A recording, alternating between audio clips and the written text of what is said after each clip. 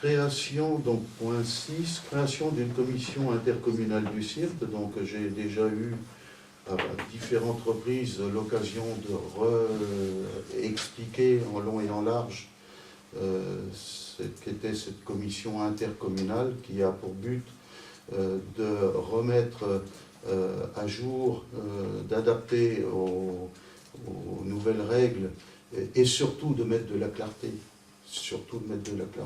Dans le fonctionnement du cirque. Sur une idée des 3 maires que j'avais proposée pendant le mois d'août,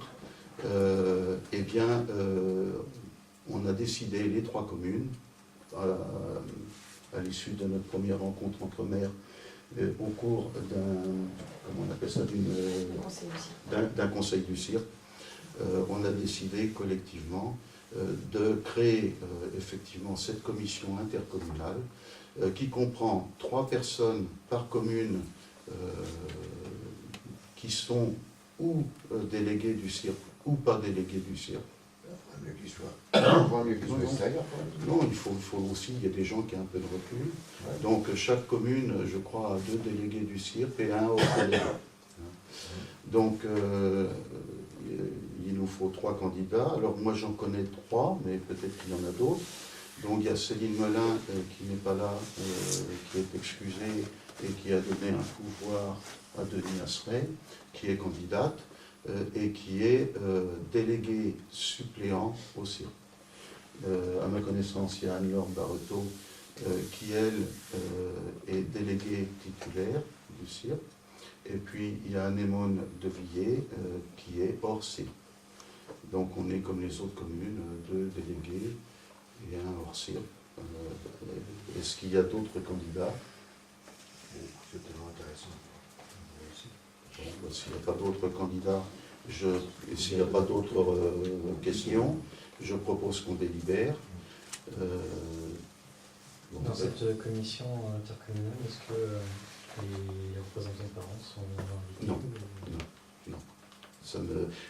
Les représentants, il faut bien voir que le cirque, ce n'est pas les parents qui le gèrent. Le cirque, si vous voulez, normalement, dans une commune, l'école est dirigée par la municipalité. Ici, on n'a pas une école dans chaque commune, on a 3 écoles qui sont regroupées, mais qui sont dirigées par les 3 communes. En aucune façon, l'école est dirigée par les parents. Ça n'existe pas, ça. Donc, au lieu que ce soit une municipalité qui dirige son école, là, c'est les 3 municipalités ensemble qui dirigent via le cirque, via le regroupement, qui dirige l'école. Donc il n'est pas question que les parents dirigent l'école. C'est pas une question de diriger l'école, c'est une question de participer à la vie du cirque. Non, là c'est pas la vie du cirque. C'est les statuts du cirque. On décide, c'est ceux qui payent et ceux qui décident. Donc ceux qui payent et ceux qui décident, ce sont les communes, ce ne sont pas les parents. Donc pour modifier les statuts de ceux qui décident et modifier les statuts de ceux qui payent, ça ne peut être que ceux qui décident et ceux qui payent. Ceux qui décident et ceux qui payent, ce sont les 3 municipalités. Voilà. C'est clair? Je parle? Oui? Bon. Donc, s'il n'y a pas d'autres questions, je propose qu'on procède à la délibération. Donc, qui est contre les 3 candidats? Qui s'abstient? Donc, notre participation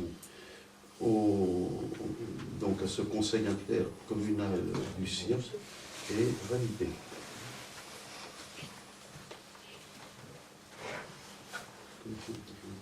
Voilà. Point numéro 7, délibération concernant la création d'un poste d'adjoint technique de 2e classe contractuel pour le remplacement de Mme Lydie Lecointre. Bon, c'est ce qu'on avait expliqué tout à l'heure quand on parlait des bonifications annuelles pour 2015. Donc, je rappelle Christelle Loquet va remplacer Lydie Lecointre dans sa fonction de gestion de gestion des salles communales. en tant qu'adjoint technique de la commune. Est-ce qu'il y a des remarques particulières à faire? C'est très administratif. Donc je propose la délibération. Qui est contre? Qui s'abstient? Donc le poste est créé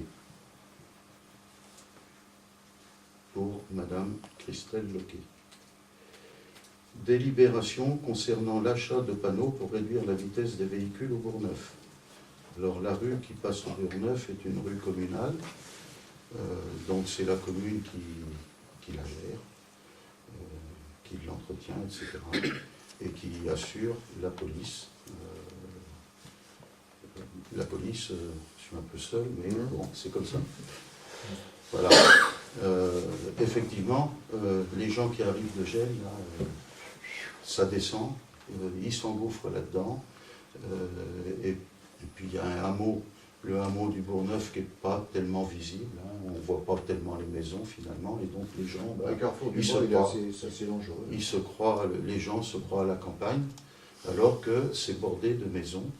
Et ben, quand c'est bordé de maisons, il y a des risques, parce qu'il y a des sorties de voitures, et puis il y a des enfants.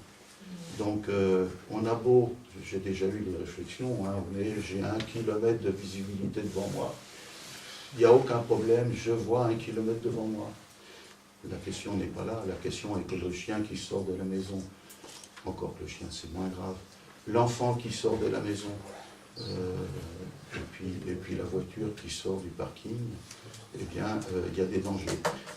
Si on roule à 50, ça fera en tout cas moins mal, et peut-être qu'on l'évitera beaucoup plus facilement que celui qui roule à 90, c'est clair. Voilà. Donc, par sécurité, pour la sécurité, par prévention, la prévention est la meilleure règle pour la sécurité. Je vous propose, s'il n'y a pas de remarques supplémentaires, bien sûr, il y aura un coup de panneau, mais le jour... Ça coûte 250 €. Il faut 2 panneaux hein, à chaque bout. Il faudra définir l'endroit exact, mais enfin, ça c'est un détail. Combien coûte 2 panneaux? Je ne sais pas, je sais pas de devis, plus que ça. Plus que ça. Ouais, c'est gros panneaux. Par contre, est-ce qu'on ne devrait pas grouper avec ceux qu'on avait prévu acheter? Ah ben, si vous voulez, on vote le principe. Hein.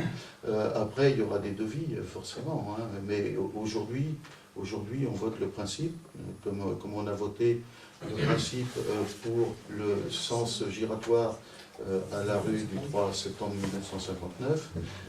Et comme on l'avait évoqué aussi au COUAS, où il faut qu'on matérialise le fait qu'il y a un hameau.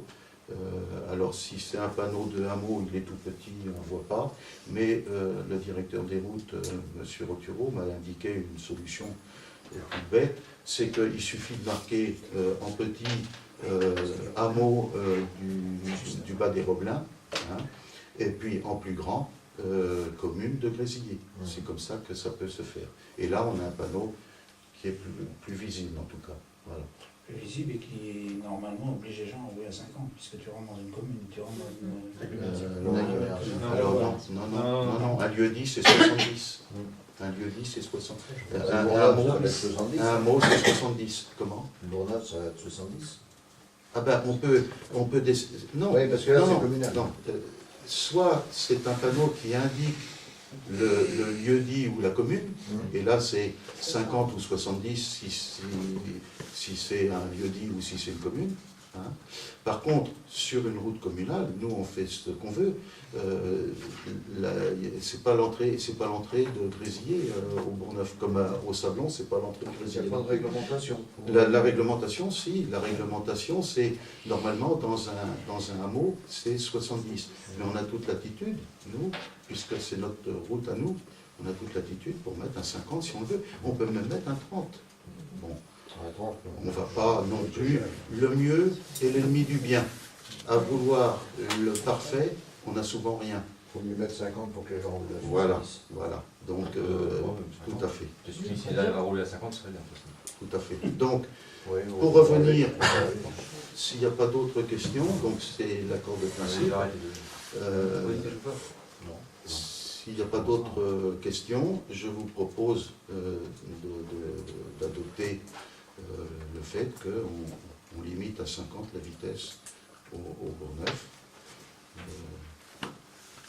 Qui est contre, qui s'abstient, eh bien on limitera la vitesse au Ça Bourgneuf pas à 50. l'efficacité d'un gendarme couché ou un truc comme ça, mais bon. Alors, ça les dépend beaucoup, ça dépend. gendarmes couchés, je ne sais Ouais, je pas sais trop ça. pourquoi, ils ne sont pas du tout à la mode. Ah, parce que c'est fait bruit, Les- le directeur agricole, ça saute. Le directeur des routes, pour les départementales, il s'y oppose. Les bandes rugueux. Je lui avais proposé, j'avais soumis l'idée au directeur des routes pour la départementale qui passe devant notre école et tout, de mettre des dos d'âne. Manifestement, ce n'est pas la solution. On va perdre un peu de temps, mais quand même. J'ai eu M. Rotureau vendredi soir. Vendredi soir. Il était plus à son bureau, il était 19h vendredi soir. Il était à son bureau. Et on a discuté. Donc je lui ai rappelé qu'on avait un rendez-vous, dont il fallait convenir de la date. Il s'en souvenait bien, mais il avait quelques urgences avant. Alors, il va me recontacter dans la semaine pour qu'on fixe une date avant les vacances de Noël pour traiter des points qu'on avait vus sur les départementales.